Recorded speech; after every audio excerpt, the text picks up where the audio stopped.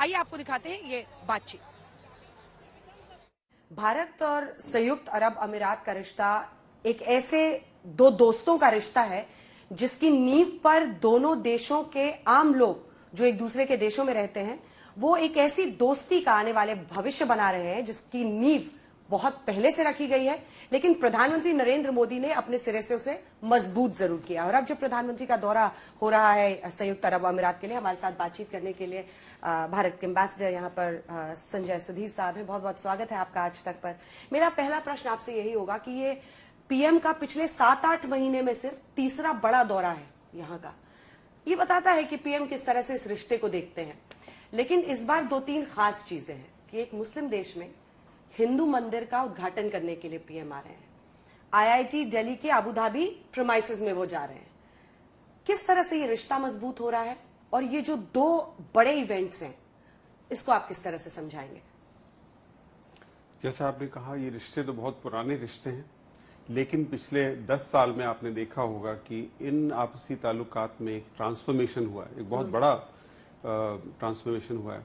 और वो इसीलिए हुआ है क्योंकि हमारे जो नेता हैं, हमारे प्रधानमंत्री और यूएई के राष्ट्रपति, उनके आपसी संबंध बहुत ही सुदृढ़ हैं। और उसके चलते पिछले 8 महीने में ये उनका तीसरा दौरा है। और इस 8 महीने के दौरान हिज हाइनेस शेख मोहम्मद बिन जायद भी भारत दो बार जा चुके हैं। पिछले महीने जो वाइब्रेंट गुजरात का जो इवेंट था उसमें ये मुख्य अतिथि भी थे। तो और स्पेशल इनवाइटेड टू G20। हाँ, वो भी अगर आप देखें तो जो हमारे आपसी ताल्लुकात की जो खासियत है, G20 में हमने इनको अपना जो पर्सनल अतिथि के तौर पे बुलाया इनको। और जब COP20 का आयोजन हुआ दुबई में, उसका जो सेरेमोनियल वेलकम प्लीनरी था उसमें सिर्फ एक राष्ट्र के नेता बोले, वो थे हमारे प्रधानमंत्री। तो वो भी एक बड़ा सम्मान था जो इन्होंने हमें दिया। फिर अगर आप वाइब्रेंट गुजरात की बात कर रहे थे, उसकी जो ओपनिंग सेरेमनी थी उसमें भी यहाँ के राष्ट्रपति ने सबको एड्रेस किया, जो कि एक बहुत रेयर चीज है। जब कॉप हुआ था तब उस टाइम पे यहाँ के राष्ट्रपति ने एड्रेस नहीं किया था, बट गुजरात में वाइब्रेंट गुजरात ने एड्रेस किया। सो इन चीजों से आपको पता लगता है कि हमारे नेताओं के संबंध कितने गहरे हैं। कितना आप श्रेय देना चाहेंगे प्रधानमंत्री नरेंद्र मोदी का मोहम्मद बिन शेख के साथ, जायद के साथ संबंध को कितना श्रेय देंगे?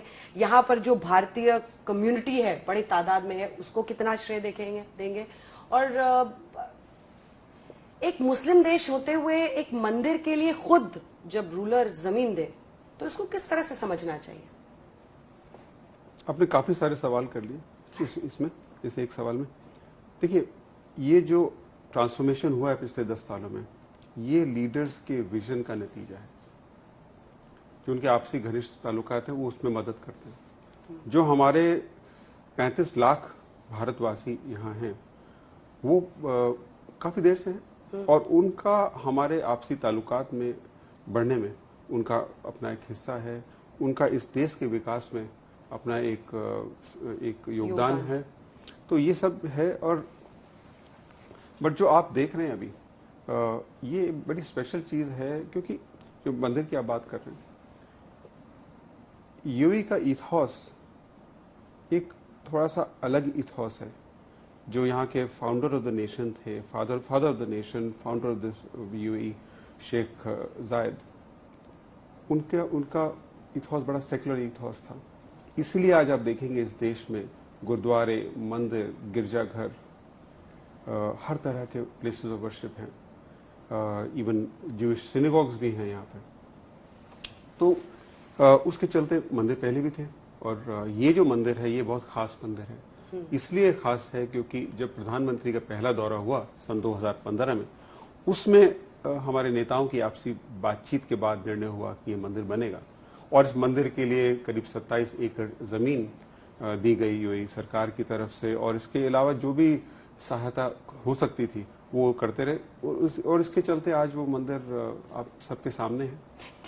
कितनी इसकी आवाज दूर तक जाएगी? मैं इसलिए पूछ रही हूँ क्योंकि इजराइल हमास के युद्ध के बीच में और जिस तरह की कटुता हम उस पूरे इलाके में देख रहे हैं, वहां पर एक सऊदी अरब इस हिंदू मंदिर के उद्घाटन से प्रधानमंत्री नरेंद्र मोदी उसके लिए आते हैं, एक पूरे इलाके में एक बहुत बड़ा संदेश जाता हुआ आप देख रहे हैं। जो आप देख रहे हैं वो अपने आप में एक फैक्ट है कि यहाँ इतना बड़ा टेम्पल, क्योंकि इस पूरे खाड़ी के क्षेत्र में, पूरे मिडिल ईस्ट में सबसे बड़ा हिंदू मंदिर अबू धाबी में है, जिसका उद्घाटन कल होने वाला है बसंत पंचमी के दिन पे। तो हम जिस तरह देखते हैं, हमें लगता है कि जो मंदिर है ये आपसी सद्भावना, प्रेम और अमन का एक प्रतीक है, और यहाँ की सरकार भी उसको इस तरह से देखती है, हम भी इसी तरह से देखते हैं।